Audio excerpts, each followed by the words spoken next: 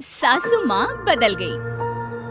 कहानी उस घर की है जहाँ बहू और बेटी को एक माना जाता था, लेकिन फिर अरे शिखा बेटा, तू रसोई में क्यों घुसी रहती है? जा, रोटी मैं बना लूंगी। नहीं नहीं माँ जी, आप बैठिए, बस सारा खाना बन ही गया है। श्वेता को बोल देती हूँ, वो खाना लगा देगी सबका। सॉरी भाभी, मेरे पास वक्त नहीं है। माँ, मुझे पैसे देना, पार्लर जाना है। हाँ हाँ चली जाना, भाभी को भी ले जाना। वो भी जाने को बोल रही थी पार्लर, पर पहले ना मदद कर दे उसके खाना लगाने में। देख माँ, वो बहू है, उसे बहू रहने देना, इतना सर पर मत चढ़ा भाभी को। श्वेता, ज्यादा मत बोला कर। बहू और बेटी में कोई फर्क नहीं होता है। जा जाकर काम कर। ननद को माँ का भाभी से इस तरह प्यार करना बिल्कुल अच्छा नहीं लगता। वो बार बार किसी न किसी तरह माँ को भाभी के खिलाफ भड़काती रहती, लेकिन कोई फायदा ना होता। एक रोज, अरे बेटे किशन, जा बहू को कहीं घुमा कर ला। सारा दिन घर में काम करती रहती है। हाँ हाँ माँ, हम लोग जा रहे हैं ना गोवा। अच्छा जी, भाभी ने तो हमें बताया भी नहीं। वैसे तो सारी पंचायत करती है, ये गोवा वाली बात क्यों छुपा गई हमसे? अरे क्योंकि उसे खुद नहीं पता था बहन। मुझे टिकट सस्ती मिल रही थी तो मैंने बुक कर दिया। हाँ शिखा, पैकिंग कर ले, संडे हम जा रहे हैं गोवा। दोपहर में शिखा पैकिंग कर रही थी कि सास आ जाती है। ये क्या बहू, साड़ियाँ? अरे गोवा जा रही है घूमने या फिर शादी में मायके हैं? माँ जी, ऐसा कुछ है ही नहीं, समझ में नहीं आ रहा क्या रखूं कपड़े में। अरे तेरी और श्वेता की साइज तो एक ही है। उसके कुछ मॉडर्न कपड़े ले ले, आकर लौटा देना। हाँ माँ जी, ये ठीक रहेगा। शिखा श्वेता के पास जाती है और उससे कपड़े मांगती है। ना जी ना, मैं अपने कपड़े ना दूं, वैसे भी फैल जाएंगे मेरे कपड़े, बहुत महंगे वाले हैं। शिखा मुंह लटकाकर कमरे में आ जाती है तो सास कहती है, चल तैयार हो जा, तुझे मैं शॉपिंग करा कर लाती हूँ गोवा की। बस फिर क्या था, सास बहू निकल जाते हैं मार्केट और एक से बढ़कर एक ड्रेस खरीद कर घर आते हैं।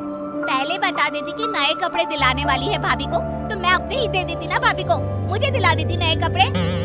देख श्वेता, परिवार का मतलब सबके साथ रहना होता है, ना कि सिर्फ अपना सोचना। वैसे भी तुझे अच्छे संस्कार सीखने चाहिए। और रही बात कपड़ों की, तो शिखा, आज से घर पर भी तू मॉडर्न कपड़े ही पहनेगी। कोई जरूरत नहीं है ये साड़ी वाड़ी लपेटने की। अब क्या था, घर पर श्वेता और शिखा एक जैसे रहते। एक बार पड़ोसन आती है। अरे बेटा, अपनी माँ को तो बुलाना जरा, बात करनी है।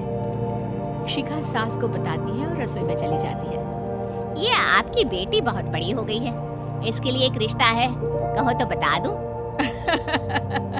ये बेटी नहीं बहू है, घर में सब एक जैसा ही रहता है। वैसे मेरी बेटी भी बड़ी हो गई है, कोई रिश्ता हो तो जरूर बताना। पड़ोसन रिश्ता लेकर उन लोगों के घर आती है। तब श्वेता की होने वाली सास कहती है, तो ये घर है, कितने मंजिल का है? और ये बहू ने आपकी क्या पहन रखा है, जीन्स टॉप? अरे भाई, साड़ी वाड़ी नहीं है क्या इसके पास? देखिए, सर्दी है तो साड़ी में बहू कैसे मैनेज करती, वैसे पहनती है साड़ी भी।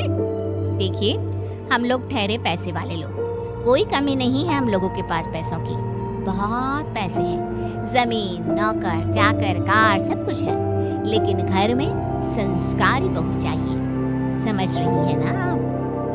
सास कुछ कहती कि श्वेता बोल पड़ती है, हाय रे, नौकर चाकर से लेकर जमीन, कार, पैसा, हाँ, मुझे रिश्ता मंजूर है मुझे। अरे रुक जा श्वेता, मैं बात कर रही हूँ ना। देखिए, हम लोगों के घर इतनी आजादी नहीं मिलेगी। अरे हाँ करते ना माँ, हाँ करते जल्दी से। सास क्या करती, बेटी की शादी ऐसे घर में कर देती है जहाँ ना उनके विचार मिलते हैं और ना ही आचार। शादी के बाद एक रोज फोन पर, श्वेता बेटा, एक बार घर आ जा, बहुत दिल करता है तुझे देखने का। माँ, वो घर पर बहुत काम होता है, कैसे आऊँ? बड़ा घर है, लेकिन आने जाने वालों की लाइन ही लगी रहती है। बेटा, मैं तो जानती थी उस घर का हाल, लेकिन तू ही नहीं मान रही थी। माँ देख, हर घर का यही हाल है, तेरी बेटी को यहाँ घूंघट हटाने की परमिशन नहीं है और एक तरफ भाभी स्कर्ट पहनकर घूम रही है। बेटा मुझे क्या पता था कि मेरी बेटी को ससुराल के नाम पर पिंजरा मिल जाएगा। अच्छा माँ, फोन रखती हूँ, सास को गर्मा गर्म रोटी खिलानी है। तुम लोगों की तरह नहीं कि एक रोटी बनाओ, एक सब्जी बनाओ, फिर सारा दिन फ्री होकर घूमो।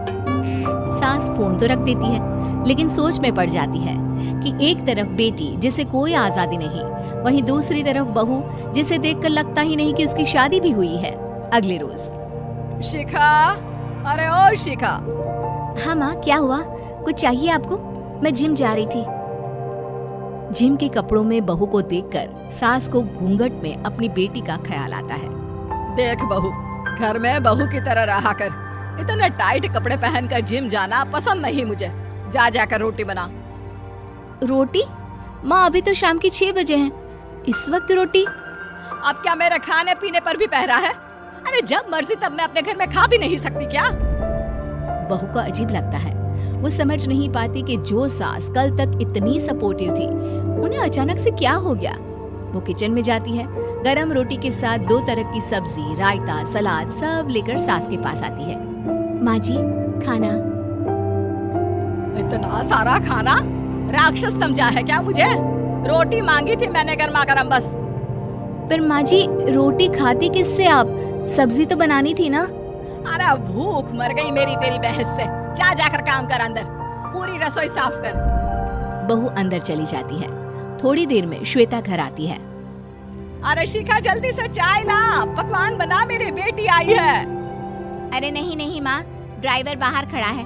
मैं तो घर का कोई सामान खरीदने के बहाने यहाँ आ गई हूँ, मुझे जाना होगा। अरे बेटा, पर कितने दिनों बाद देख रही हूँ तुझे, रहने आ जाना 2-4 दिन के लिए। आ जाऊंगी माँ, जब मेरी सास मरेगी तब। मैं तो रोज मन्नत मानती हूँ कि मेरी सास मर जाए तो अच्छा है। अच्छा चल, जा रही हूँ माँ। हे भगवान, कैसे कैसे दिन देखने पड़ रहे हैं मेरी बेटी को। सास अंदर जाती है, जहाँ श्वेता की जिम वाली सहेली का फोन आया होता है। क्या बात है, आज जिम नहीं आई? अरे पता नहीं यार, आज माँ को क्या हो गया अचानक। पर खैर कोई नहीं, लगता नहीं कि मैं अब जिम आ पाऊंगी। शिखा स्पीकर पर बात कर रही थी, जिसे सास सुन रही थी। यार ये सास ना होती ही ऐसी है। मैं तो कहती हूँ बुढ़िया जल्दी मरे और तू आराम से जिए। शिखा को सहेली की बात पर गुस्सा आ जाता है। माँ के मरने की कौन सा बच्चा दुआ मांगता है मोहिनी? आगे से ऐसी बात मेरे सामने मत करना। हमारे घर की शोभा ही माँ है। क्या हुआ जो थोड़ी सख्ती दिखा रही है? उसमें भी कोई ना कोई उनकी भलाई ही होगी। मैं तो कहती हूँ भगवान मेरे जैसी सास सबको दे, जो सिर्फ माँ की तरह है। सास वाली तो कोई बात ही नहीं है उनमें। सास ये बात सुन रही थी।